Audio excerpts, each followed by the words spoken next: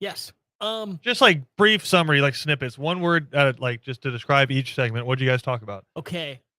Draft, Okay. spring games, Okay. Easter food. Okay. Inside the spring games, like, what did you talk about? All right. I was trying to keep it. That's fine. No. Okay. Yeah. Like I'm clicking to expand. Yeah. Spring game wise, Ben Troop asked me what I looked for in spring games and what I enjoyed watching about them, in them, all around them. Okay, so there was an actual like minutia. There wasn't a complete and total breakdown of Georgia's spring game. No, that's not what I'm asking. I'm not asking if you were like going like step by step, but there was an actual like gameplay breakdown. No, from yeah, Saturday, no, so it was more of an overarching view of what PJ enjoys about spring games. Yeah, and he shared a little bit as well. So perfect. So today's show is going to be college football heavy, to say the least. We are going to talk about Georgia's spring game because I think there's a storyline from it that a lot of people need to pay attention to if they haven't been already. It's those are my favorite. It's a recurring theme. Also, going to talk some transfer portal stuff because I think there is an important lesson in there for everyone as well. And also NIL, because it's getting pretty wild out there. Yeah. In case you haven't been following along, there's a quarterback heading to Tennessee that's committed, still has a year of high school football to play, but is committed to Tennessee and already has an $8 million deal on the table. Goodness gracious. And yeah, that can create some certain dynamics in the locker room. Of course. So I want to talk about that. And Lane Kiffin has some comments on it. Lane Kiffin also has been I guess vocal is the best way to put it, in terms of his, I don't want to say hatred, but let's call it hesitance around name, image, and likeness, just because he feels like, it puts certain schools at a disadvantage to other schools, i.e., I'm in the same division as Alabama, and my school doesn't really have the same kind of resources, not just like in terms of facilities and, building restaurants just for my players and stuff like that. Right. But in terms of, boosters. Yeah. I can just go out there and make that stuff happen. So we're going to dive into all of that. But I do want to talk about Georgia's spring game because in case you didn't watch, the main storyline that came out of it, of course, was quarterback play. Oh, yeah. Of course was quarterback play. There was other players on the field? Yeah. What do you mean? Yeah. And really what came out of it, I'd say there's two storylines. Quarterback play, in which there was a few sub-storylines from that, and secondary issues. Not like there's a main issue and then secondary issues. Like, no, the secondary has issues for Georgia, which I think a lot of us expected with some of the players that you're losing. But that being said, let's go back to the quarterback. So for the most part, Greg McElroy, who was on the call with Joe Tessitore, everyone said Carson Beck outplayed Stetson Bennett.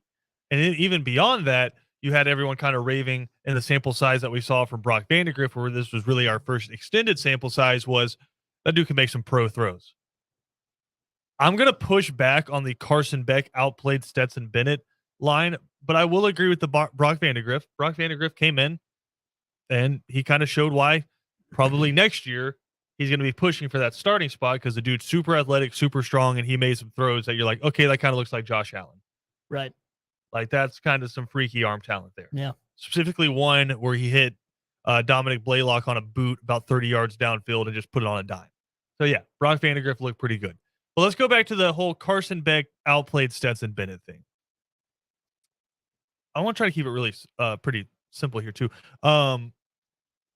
Stetson Bennett was going against the number one defense. Mm-hmm. And this is a defense that was replacing a lot from last year. So this isn't like, hey, you have that first string and then you have a second string that, like last year, would have been second string has Jalen Carter on it, right? Where you're like, that's still a pretty amazing second string. Yeah. And Georgia's second string is still very good. Would probably be a top 20 defense in the country, right? But it's not nearly as good, especially on the back end. You got a bunch of freshmen playing, like Malachi Starks out of Jefferson. You got a bunch of freshmen playing on the second team defense. So not nearly as good as what the front and the secondary was that Stetson Bennett was playing. Also, something to keep in mind in here, a lot of batted balls, a couple of tipped interceptions for Stetson Bennett. Inside of the spring game, pretty much know if you're not going to get to the quarterback, and they are going to be throwing it all the time. As a defensive tackle, you can kind of just stop, jump up in the air, and swat balls down. And we saw a lot of that happening. I thought Greg McElroy did a good job of pointing out that if that happened in a real game and you just kind of stop your rush and jump up, you're going to get choke slammed Mm-hmm. by an offensive lineman. Yep. That's obviously not happening in the spring game because you're teammates, but you do that against LSU, and you're going to have somebody who hates you putting hands and paws on you and throwing you to the ground as hard as they can. So it's going to be constant too. It's going to be every time, not just once. So keep that in mind. But that being said, everyone's saying Carson Beck stat wise outplayed Stetson Bennett. I'd push back on that and say Carson Beck was playing the 2s, Stetson Bennett was playing the 1s. Mm-hmm. Also, I would say you say outplayed, I'd say lost. Because let's go to the end of the game when you had less than a minute to go, 23-23, as we have seen him do plenty of times. Old number 13 comes in there, marches the offense right down the field, throws maybe his best pass of the day on a slot fade to Kears Jackson. Gets the team with 6 seconds left in field goal range. Jared Zirkle comes in, knocks it through the uprights. Guess what? Stetson Bennett wins. Right. And you see him walking off the field, and it's not like haha laughing, high-fiving the other team, right? I think Stetson Bennett was on the black team. He was wearing a white jersey, but he was on the black team against the Reds. Not like walking off, laughing, going and hugging up on the Red. Like he's fist pumping on the way off, slapping hands on his sideline, and then you see him walking off the field after the game's over, and you get another fist pump. Mm-hmm. Like that to me is the biggest lesson you need to take away if you're still in the Stetson Bennett doubting camp. The dude wins. Period. And he cares about it. It doesn't matter where it is. Yeah. Does it look like Trevor Lawrence winning games, or Deshaun Watson winning games, or Tua winning games? Does it look like that? Where it's like you're like, holy cow, put this on SportsCenter. I just want to go back and watch this dude's highlight tape on repeat because of how awesome it is.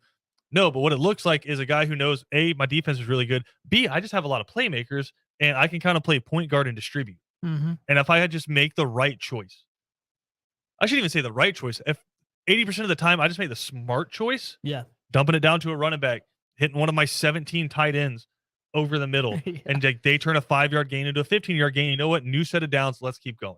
Right.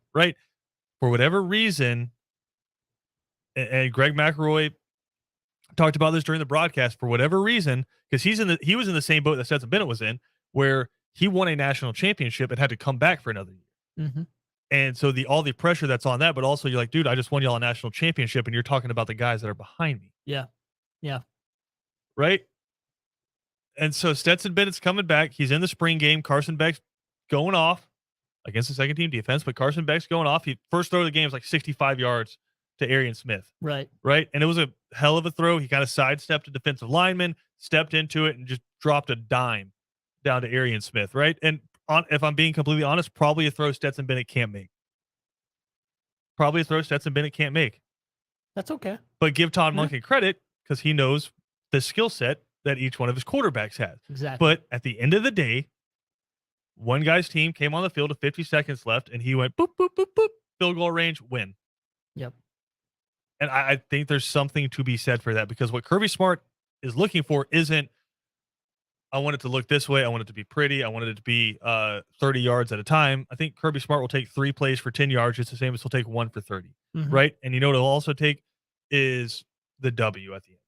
Exactly. That's what he's worried about, and that's the reason Stetson Bennett took over. So I just, watching the spring game and then reading all the stories and listening to everyone talk about it, because I kind of had that day yesterday, the extra day to absorb some of the first round of reaction. Mm-hmm. I think the biggest takeaway you need to keep in your mind is which guy won. Yeah. And it was Stetson Bennett. And I think there's something to be said for that. I think that's an extremely good point. And I think, as you mentioned, it's somewhat even refreshing, like it's somewhat refreshing having a guy that's like that. And like you said, seeing that kind of competitiveness there at the end of the game, knowing his team's up, and actually, like you said, actually caring about it, like fist pumping. He was locked in. Like he was in, he was ready to go. I'm out here to win this game, period. And I'm, I know I agree with you a lot on here, but like I am 100% with you. Like you recruit those guys because of their ability and because they can make those throws, and that's fantastic. Like that's incredible when they can go out and do that if you need it. And if you need it, you hope also that they're able to do that at a high level and they don't make mistakes. But sometimes with that ability comes more of a freedom in their mind to make mistakes. I'm not saying they made huge mistakes throughout that game or anything like that. Like that, they had a pretty solid game, as you said, against twos. It's important to keep that in perspective, which I know as a fan base, sometimes it's hard to do that. You see a backup, you see, a guy who's fighting for a job. It's easy to get excited. Yeah, and for everyone out there that's like, hey, the two offense was playing against the two defense, that's fine. The defense could potentially have 5 guys selected within the first 34 picks. Yeah. Right? The offense is returning 73% of its production. Yeah. So it's a little bit different. Crazy to see the contrast, right? Yeah. Like you have the defense and how deep it was and everything. And I think maybe that's part of the ultimate reaction is still watching, like you have that kind of insane depth on defense. And that's just kind of ingrained in your mind. Yeah. Now, this is what we could see from this Georgia team this year is more of a reliance and more production from the offensive side of things. So which is funny to say because Georgia, I think, averaged more than 35 points a game last year. Right. Which is, everyone forgets that. Right. Right. No one wants to think about that. Yeah, it wasn't like Wisconsin's offense where it's like you're winning games 20-10. Like I mean, a lot of those games were like 40-3. Yep. Stuff like that. So it's just 35 points. I think Arkansas was like 38-3. Yeah. Or did Arkansas even score? Did Georgia shut out? I think that might have been a shutout. Yeah. So it's the offense was putting up points. But that being said, there are a ton of other storylines from it. I think one of the bigger ones was Eric Gilbert, who comes out there, had a few catches, but really started off with 2 touchdown catches and also a couple of pass interference calls that he drew inside the red zone. Mm-hmm. Right. So a guy that's going to add immediate weapons to that Georgia offense. And the interesting note that we kind of started getting before the spring game was when Eric Gilbert rejoined the team, he was 300 pounds. Yeah. Yeah. Which sounds super heavy, and it is, but for a guy who plays at like 6'3", 6'4", 260 pounds, you got to think, okay, there was some personal stuff going on during the year that he sat out after transferring from LSU. For a guy who wasn't with the strength and conditioning, wasn't with the team, probably not hard to put on that weight, right? And so it comes back into this game after dropping about 20, 30 pounds and still not in what you call football shape, which he's about to spend the summer getting into, right? Not really in football shape, still comes out and you kind of see flashes of the recruit. Because you talk about Brock Bowers and you talk about Oscar Delp and you talk about Darnell Washington. Eric Gilbert was a bigger recruit than all of them. Yeah. Right? And so my immediate thought went, okay, he's really good. Not better than Brock Bowers, right? Because Brock Bowers might be the best tight end we've seen in college since George Kittle. Mm-hmm. Right? Like that kind of freaky good talent. Easily. Yeah. But I don't think it's outside of the realm of possibility this year that there's going to be plays where Georgia has 4 tight ends on the field. No.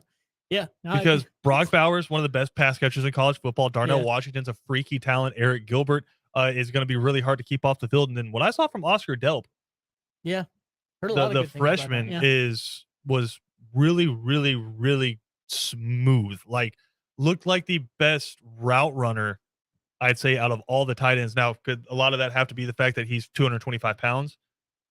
Probably. Possibly. Yeah. But and again, it's just a spring game, so I don't want to take too much away from it. But I mean, the dude's gonna play. Yeah. Especially in this era of college football, dude's gonna play. And putting 4 tight ends on the field doesn't mean you don't have really good wide receivers. Because I think that's another thing is Georgia's deep at wide receiver. Even after losing Jermaine Burton to Alabama, Georgia has a ton of guys at wide receiver that are really good. So a ton of storylines coming out of this. But I think one to watch is talking about a historically good defensive line last year. You could have a historically good tight end class when we're looking 5-6, or not class, I should say room.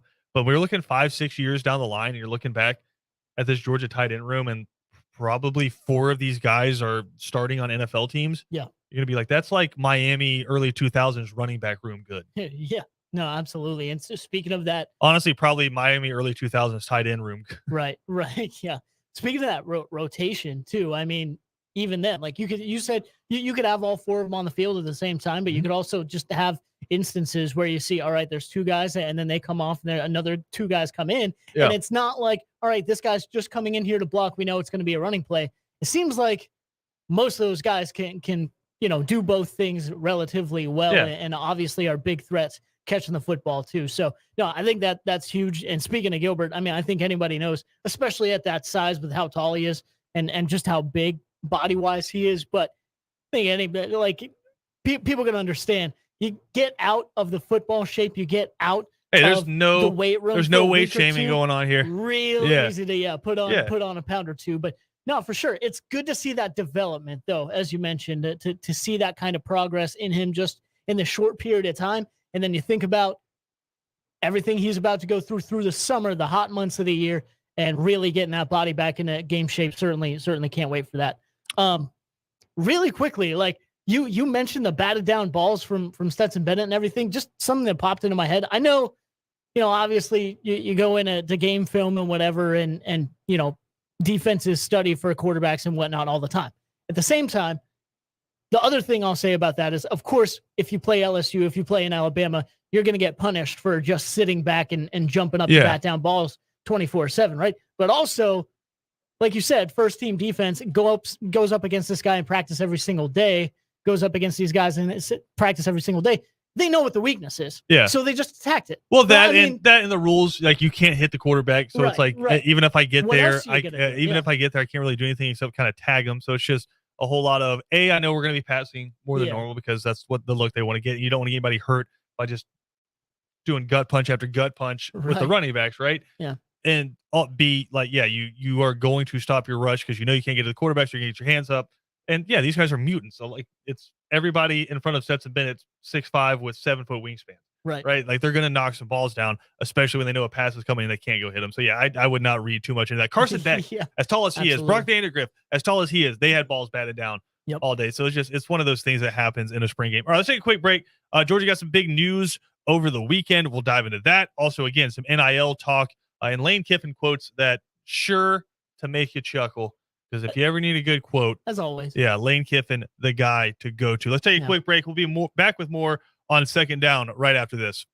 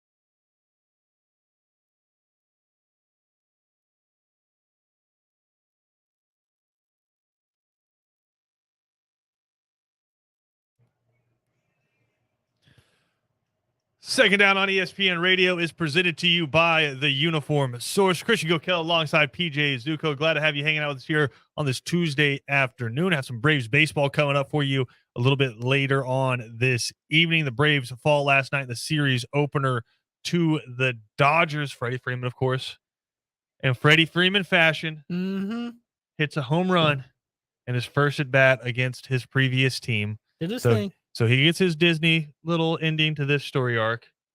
I guess maybe this is like kind of if you're looking at it from our perspective, if the Braves are the protagonist and Freddie Freeman is the antagonist to this is kind of like the middle of the movie where Freddie Freeman does this to the Braves. And you're like, oh, that's it. He wins. But then maybe, the Braves knock out the Dodgers in the playoffs. Yeah. That's how the story arc should actually win. And very, very good point. Did you see the half waterworks, the half emotion there at the end from old Freddie? There was a lot of waterworks yesterday. And you know what, dude? Like the whole thing is like, I wish things could have, they could have been. Yeah. Don't give me that. They absolutely could have been. Like ultimately, this was your decision, big dog. So if you're gonna make a choice, own it. Yeah, save the waterworks. Appreciate the World Series. Always gonna have the image of you throwing up both hands after you caught that final out. In my mind, I'll have the newspaper hanging up in my house. Yep. Great. No problem. Save the waterworks, bro. Yeah, for sure. You hold on to those. Now, Braves going again tonight. Braves currently 5-7. Dodgers 9-2 on the year. Max Fried 8-2 on the year. Max Fried trying to get it going right now. Max Fried currently 0-2 with a 5.73 ERA. He's going up against Walker Buehler, who is just a flamethrower for the Dodgers and has been good in his career against the Braves, but also the Braves been able to get to him in some pretty big moments there in the playoffs. He's 1-0 with a 3.38 ERA. First pitch coming up at 10:10 p.m. tonight. And then tomorrow we have day baseball, so no show tomorrow. First pitch at 3:10 tomorrow afternoon. So day ball. No second down. Hey-o. No 3 and out. Tomorrow we will be watching baseball with you. That being said, I did want to get into some Georgia news here as well from over the weekend, because as much fun as the spring game is, doesn't matter a lick. Just really final scrimmage of the spring. True. Final scrimmage of the spring. And, like I told Kevin on 3 and out when he got mad at me, he was like, oh, so what do you look for in a spring game? And I was like, no one getting hurt. And he's like, all right, don't be lame. Give me an actual answer. But that's if we're being honest, that's the actual answer. All Kirby Smart cared about on Saturday was just making sure nobody got hurt and just getting some looks at some of the younger guys. But the biggest news for Georgia over the weekend, we were talking about this position group getting really thin because of this. Well, kind of a 180 here. Marius Mims, former 5-star offensive tackle out of Bleckley County, had entered his name in the transfer portal and had been visiting some schools. I know he had gone down on an official to Florida State, but there's also some talks with Florida as well. Has decided per I think Dogs HQ, Dogs HQ was the first on it, has decided per multiple reports to return to Athens. So, I mean, listen, the young man sat his freshman year, and I shouldn't say sat because he played in some games, but sat his freshman year with Jamari Sawyer playing left tackle, Warren McClendon playing right tackle, and Broderick Jones was the first one off the bench, and, win a national championship. But now you're going into your sophomore season, and Broderick Jones is taking over left tackle. Warren McClendon decides to come back, and he's going to be the right tackle this year. Well, now you're kind of looking and saying, all right, do I want to be 2 years into this bad boy and not starting? Right. So he did what is now the right of every player to do. We put his name in the transfer portal, kind of explored around, and then ultimately decided, hey, best thing for me is to be in Athens, where he will most likely be your starting right tackle next year. Yeah. And after that, if he's as good as everybody says, dude's like 6'7", 330 pounds, freaky big, like Evan Neal big, maybe a little bit bigger in terms of height. Like if he's as good as everybody says he is, very distinct possibility he plays for Georgia at right tackle for 1 year and goes to the NFL draft. And if that's the case, good for that young man. But I said there was a lesson to this. And I think it's that with the transfer portal, fans they should have done this anyway, but fans really need to change how they approach their reactions to players transferring. Yeah. I've said this before. This starts, and for everyone out there that's listening to this that maybe doesn't follow college football as weirdly and as, in depth and under the microscope as we do. Right. We do this for the SEC college football fans, which their weirdness and fascination, and I'm not throwing anyone under the bus because I am absolutely one of them. Yeah, no, those are bad these are in terms of endearment. Your passion, we love it, right? No, but for the SEC fans out there that just follow this under a microscope and know every decision and know the hometown of the guys, for maybe the casual college football fans are like, what is this guy talking about? Right. You can't be the guy who is hitting the player with the good, we didn't need him at any point anymore. Stop. Right? Yeah, and this has been the case since the beginning of recruiting. Mm-hmm. Right? And does every player ultimately decide that they're not coming back because of this? No. Have a lot of them referenced this in the past? Absolutely. The fan base kind of turning on them. Yeah. Where it's, hey, out of high school, this guy commits to other school and not your school.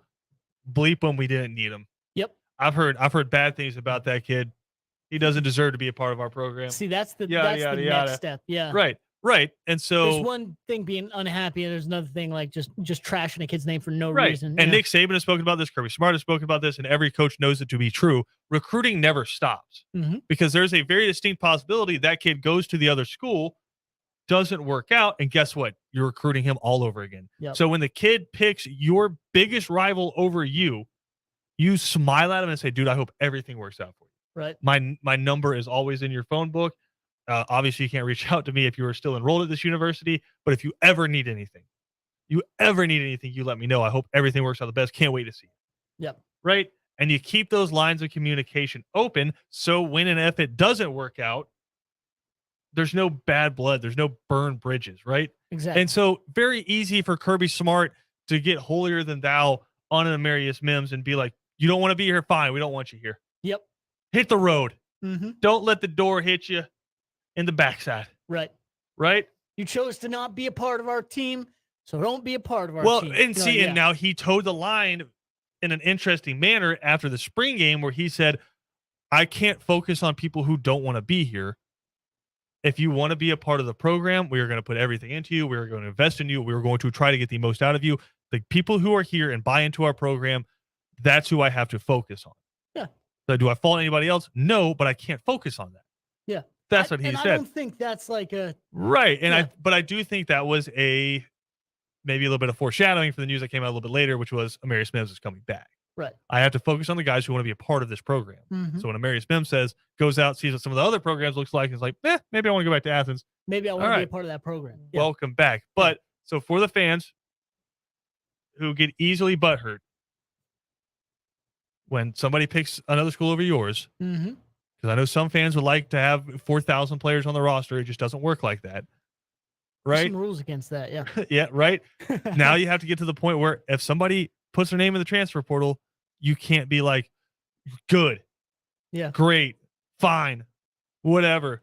Guy sucked anyway. Couldn't get on the field, right? Why do we care, right? Why do we care about a backup transfer? You know why you care? Because when Broderick Jones rolls an ankle, you now have former 5-star Marius Mims who can step in. Exactly. Right? That's why you care. So again, maybe just take a deep breath before you hit send, which I would recommend for anybody about to send anything.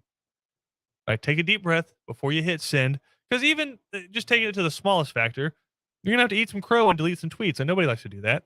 Yeah. Nobody likes to do that. And God forbid, enough of these messages get out where the kid's mom's reading them and go, you know what? Bleep this fan base. Yep. Why would I want my kid to play for these folks? I don't want him here. Exactly. Right? Yeah, like you said, that stuff is getting screenshotted and forwarded everywhere, especially directly to that person. So, yep. We're going to talk about some NIL here in a minute, but I did want to see maybe the biggest NIL news of the day, PJ. Yeah. The old dailies in the news. They just keep doing work. If I threw out a trivia question to you or just a guess, and I was like, hey, John Daly and his son are about to have an NIL deal with this company. What company are you immediately guessing? Well, I had already seen it, so it's a little spoiled either way. But Hooters. Yeah, it's Hooters. It's Hooters. And for those of you who don't know, John Especially Daly, with what we talked about with the Masters and everything. Yeah, John Daly every year at the Masters hosts like his own Masters watch party at the Hooters in Augusta. Mm-hmm. Right now, his son, and it's not John Daly Jr., it's John Daly II. So be careful. Distinction there. Be careful. Who is, and also just like the perfect symmetry. If I had to give you a guess onto where John Daly II would be playing golf, It's not Texas. No, it's Arkansas, It's baby. Arkansas. Woo pig suey. Yeah. Right? So John Daly the second is a freshman golfer at Arkansas, and they have signed an NIL deal with Hooters, and I guess plus a sponsorship deal, endorsement deal with John Daly Sr., where they'll be doing some stuff on social media and some in-person events. He can't do anything in college, really. Like he can't be like wearing Hooters gear during SEC tournament Right, play. true, yeah. But he can still go do some stuff with his dad in terms of PGA. But so the Dailies in Arkansas, sponsored by Hooters, just staying on brand, and I absolutely appreciate On that. brand, full circle, man. Right. It's just it's all there. But we do have some more NIL stuff to dive into and some comments from Lane Kiffin about it. We'll dive into it next right here on Second Down. We are presented to you by the Uniform Source. You can listen to everything online on ESPNCoastal.com. If you miss any portion of the show or want to check out any of our archive shows, you can check them on Apple Podcasts, Spotify, wherever you get your podcasts. Just look up ESPN Coastal and you can get all of our previous work. We'll be right back after this.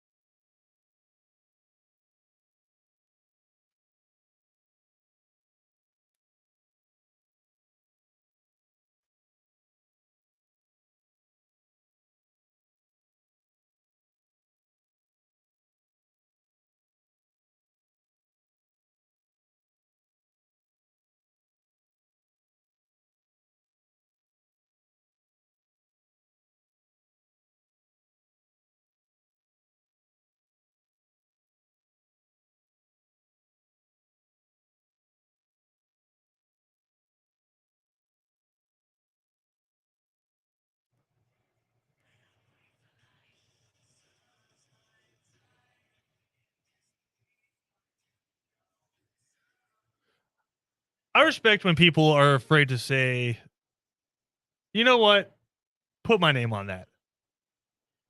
One of my favorite things, right? And one of the people in college football who is always perfectly okay, just, yeah, whatever, put my name on it. Name Lane Kiffin. on everything. One of the best tropes inside of sports reporting is the anonymous coach. Yeah. We see it every year. Let's say before the Super Bowl, right? Where it's this anonymous NFC West coordinator, which like narrows it down to like 8 people, but like this anonymous NFC West coordinator said that Matthew Stafford is playing the best ball of his career. You're like, oh wow. So a coordinator said that, so it's got some weight to it. And then we'll see it a lot of times in college football before big games and stuff like that. Like, hey, who is the best defensive lineman he played from this team? What is it? How can you stop this quarterback? Anonymous coach, anonymous coach, anonymous coach. And so Stuart Mandel put out an excellent article on The Athletic where he has spoken to a bunch of anonymous coaches about name, image, and likeness and their experience with it thus far. The one named coach in there who said, you know what? I don't care. Throw it on there. Lane Kiffin. I want him to know it was me. And I think the biggest one, I encourage you to go read this article. I think the biggest quote from Lane Kiffin was, I think it's not going to be long until every signee at a Power 5 school is on some form of NIL, and that may be this coming year. That's really fast. Right. I mean, every single signee that comes in is on some form, right? We were at the signing for Kenyatta Charlton, who went from Brunswick High School, who went down to Florida State. Yeah. Literally, as soon as he signs, oh, by the way, we'd like to mention Kenyatta's first NIL sponsorship. I mean, it's going to happen, but the form in which it does take place, I think, is what's going to start changing college football.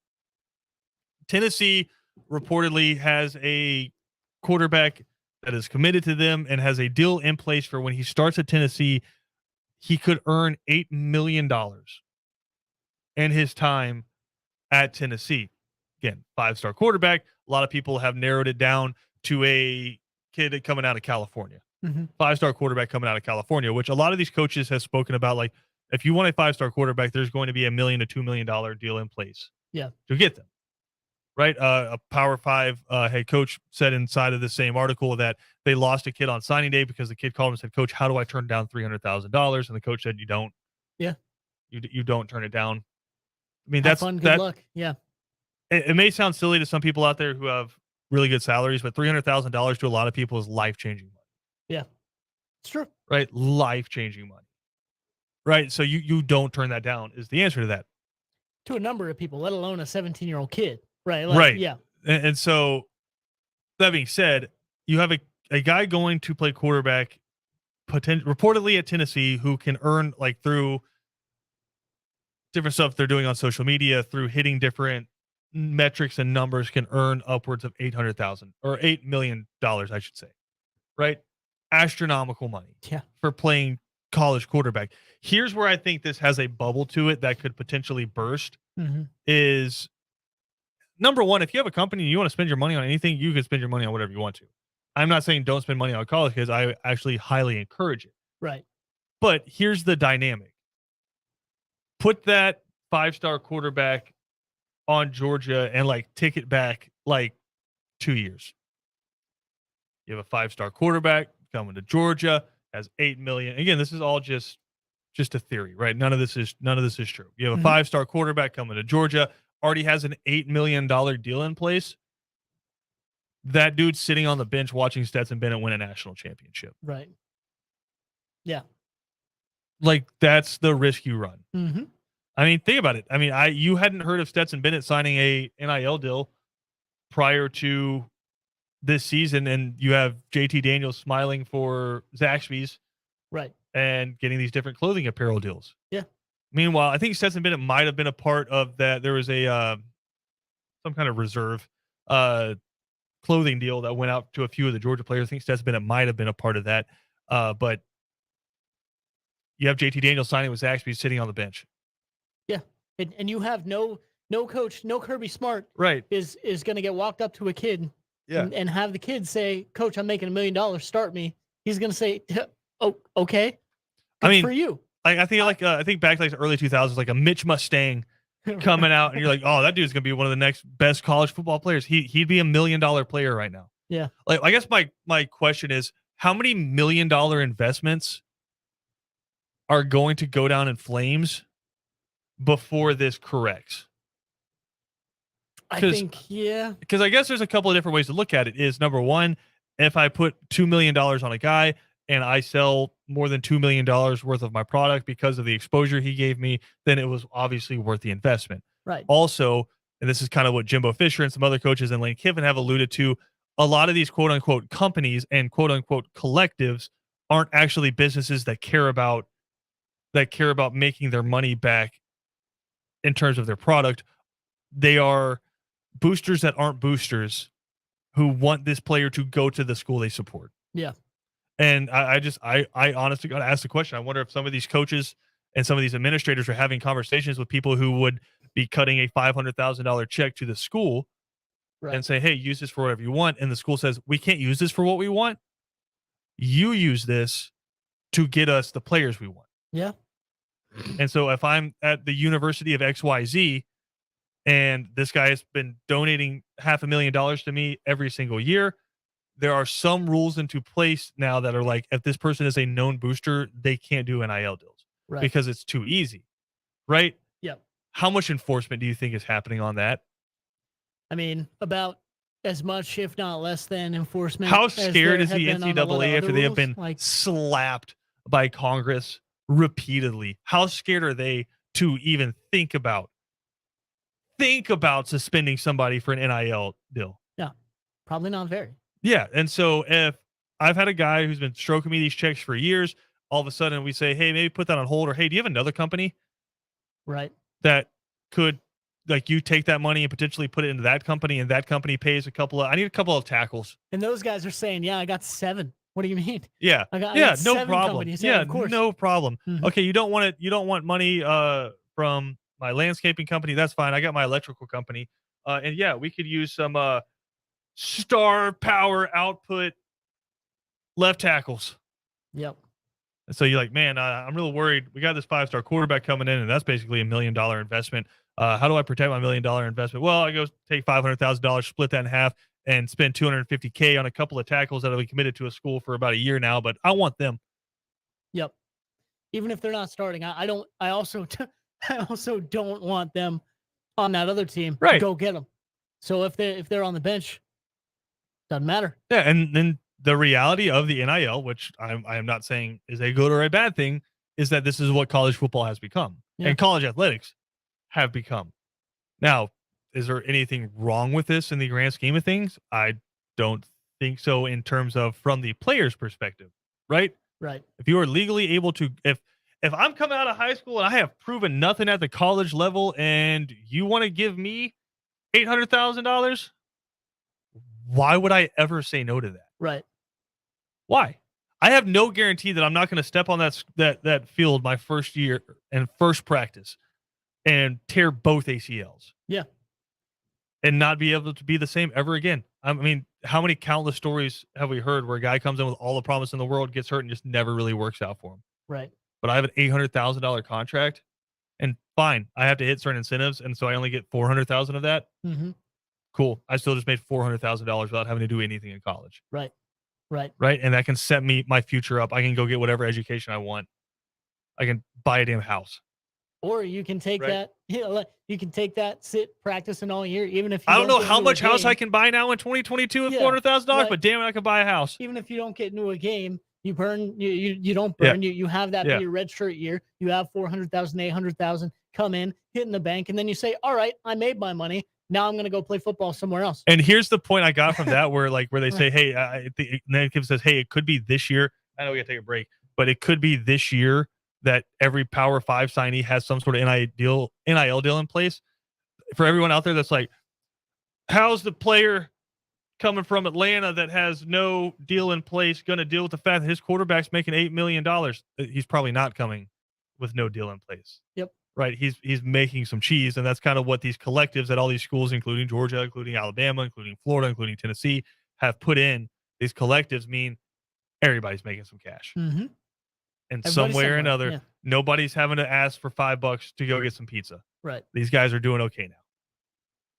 Let's take a break. We have to. Up against the clock. We'll come back. We'll get you ready for 3 and Out next, right here on Second Down.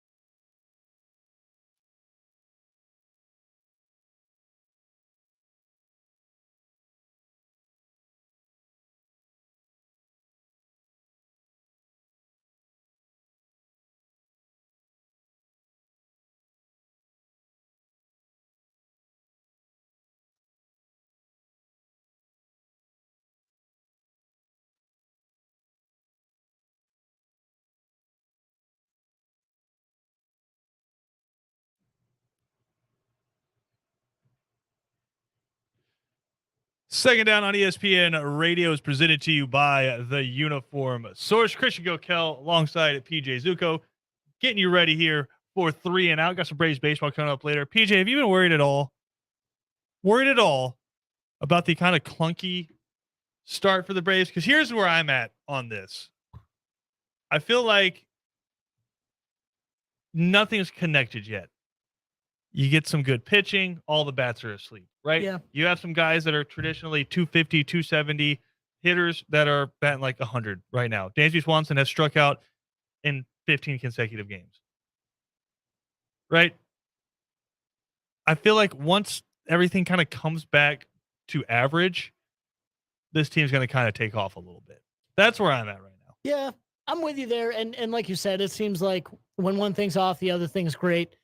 That's my thing with baseball is I turn that around and ask you, when's the worry point? When do you have to hit the worry button? We saw a team that last year, waited until after the All-Star break before they really clicked. So I don't know. I'm okay with it. But I don't have any worries. I know you wanted to come into this Dodgers series and sweep them out. Still a chance to win the series. Game 2 coming up tonight. 10-10 first pitch. Max Fried on the bump against Walker Buehler. We'll have it for you right here on ESPN Radio.